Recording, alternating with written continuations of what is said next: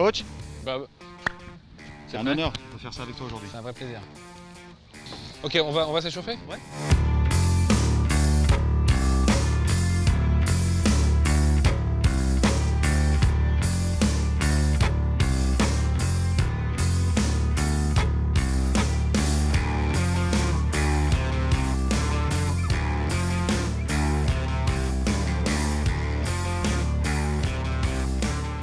Bon Bob, bon, d'abord tu joues très bien au tennis, faut que tu le saches quand même. Jeu de fond de cours, c'est vraiment très propre. Tu as un très bon coup droit enroulé, tu as un très bon type de revers, vraiment très très bon. Il y a un secteur du jeu dans lequel tu peux vachement progresser sur le service. Et j'aimerais bien qu'on se concentre un peu dessus aujourd'hui, parce que je pense qu'on peut passer de 2 à 6 très vite, tu vois. Bien sûr. Et après, une fois que tu as capté le truc, à chaque fois que tu vas servir, tu vas continuer à progresser. Ça te plaît pas comme idée? Coach, je te suis à 200%. Merci Patrick. Allez, on y va? Allez. On va passer par un truc très simple, c'est qu'en fait, je te prends ta raquette, servir c'est lancer une balle, rien d'autre que ça. C'est exactement le même geste. Tu jettes une balle comme ça, tu sers comme ça, c'est la même chose. Donc, on va commencer par faire du lancer de balle, tout simple, tout part du poignet. Ah, le poignet. Ouais, Okay. c'est ça en fait. L'accélération elle est ici. Et l'erreur que font beaucoup de gens, c'est de forcer là. Ah oui, d'accord. Voilà. D'accord. Donc tu vas utiliser ton poignet avant tout. D'accord. Voilà. Très bien, celui-là il est parfait. Et le poignet c'est super important aussi pour d'autres choses. D'abord, c'est avec le poignet que tu vas décider des effets, et c'est avec le poignet que tu vas décider des directions. Tu vas aller chercher, tu vas faire la même chose que tu vas chercher loin derrière, pour aller ensuite, toujours pareil, loin devant. Tu vois, loin derrière, loin devant. Ok? Sans forcer, hein, toujours pareil avec le poignet. Voilà, ça c'est super. Alors celui-là il est magnifique. Ouais.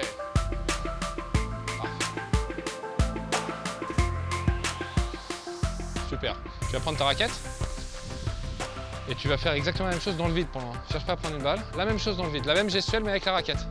Donc là. Voilà, pareil. Voilà, parfait ça.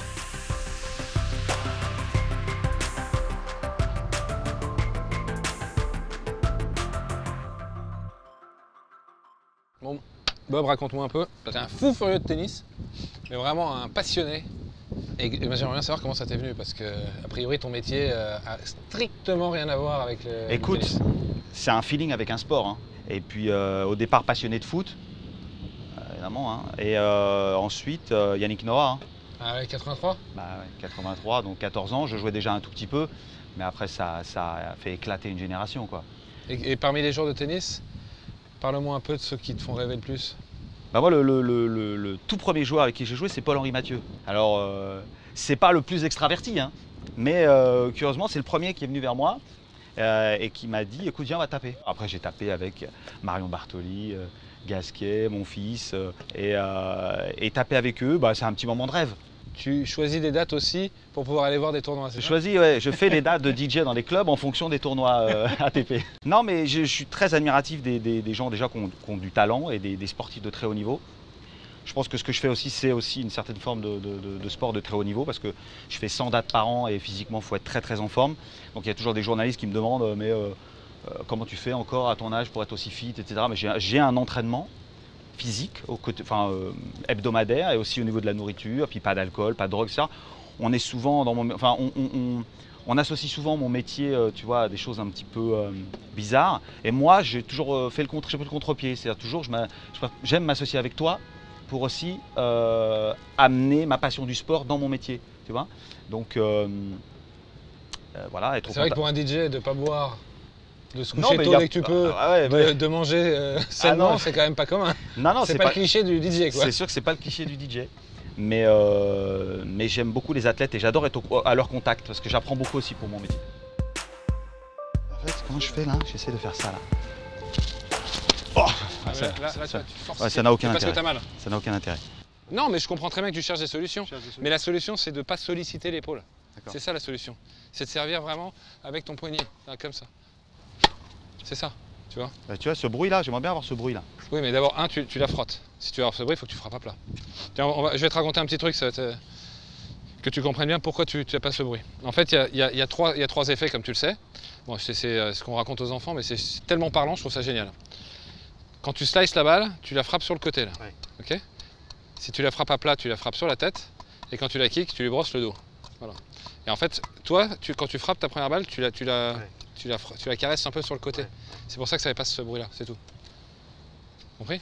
Mais c'est vraiment ici que ça se passe, hein. Nulle part ailleurs. Regarde, l'accélération, elle est là. C'est pas avec mon épaule que je serre, c'est vraiment avec, tu vois, c'est le poignet. Donc il faut vraiment que tu cherches à accélérer uniquement ici, et l'épaule ne fait que suivre en fait. C'est pas l'épaule qui génère. L'épaule, elle suit l'accélération du poignet. Ok? C'est très bien. Voilà. Bien.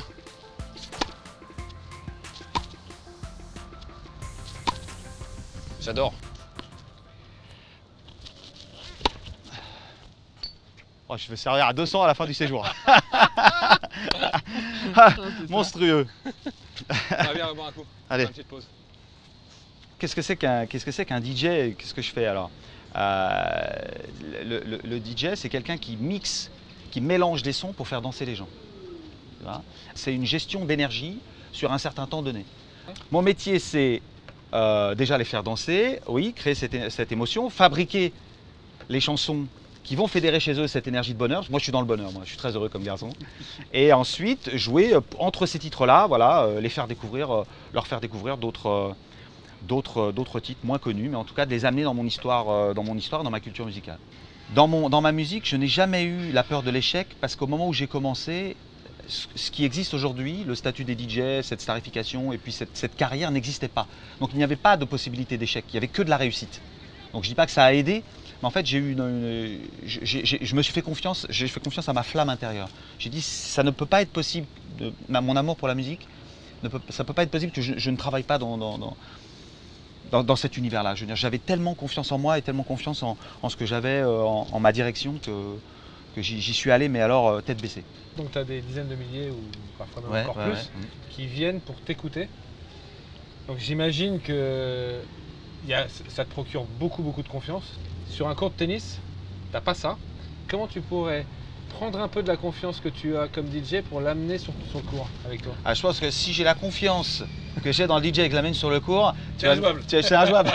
Je pense que c'est injouable. Tu vas me dire Bob, là t'as un melon énorme, là redescends un peu. Mais il est sûr que j'ai besoin d'avoir confiance en mon physique pour avoir confiance en mon tennis. Ok, ça veut dire quoi avoir confiance en ton physique? Ça veut dire savoir que je peux tenir 2 heures, ça veut dire savoir que je peux être beaucoup plus stratégique dans ma façon de penser, dans ma façon de jouer mon tennis, plutôt que de lâcher des coups comme ça et de jouer le coup gagnant, donc d'être plus intelligent dans mon tennis, donc avoir confiance en mon... Ouais, parce que ce que j'entends aussi, c'est que tu as des doutes sur toi qui affectent même ton investissement. Même, totalement. Donc en fait, ce que je ferais avec toi si je t'entraînais demain, c'est que je te dirais, écoute, c'est très simple, on va jouer 5 minutes, peut-être 10, mais je veux que tu sois à 100%. Et puis, on va voir combien de temps tu tiens. Si tu tiens 5 minutes, si tu tiens 10, c'est 10. Et puis, si ça dure 20 minutes ou 30 minutes, c'est magnifique. D'accord. Et puis, chaque jour, on va rajouter un peu. D'accord. Et puis, un jour, dans pas si longtemps que ça, tu vas être surpris. Tu seras capable de jouer 2 heures à 100%. Et le jour où tu seras capable de faire ça tous les jours, bah déjà, tu vas progresser énormément sur le plan physique, mais 2, tu vas avoir une énorme confiance dans ton physique. Et ça va résoudre probablement beaucoup de choses. Bon, en tout cas, bravo. Pat. Franchement, c'était monstrueux. Il t'a fallu 3 minutes. Finalement, tu vois, c'est dans les 3 premières minutes où t'es le meilleur. Est-ce que je m'arrête là alors? T'aurais dû me le dire, je serais parti. Non, mais t'as été monstrueux. Merci Pat.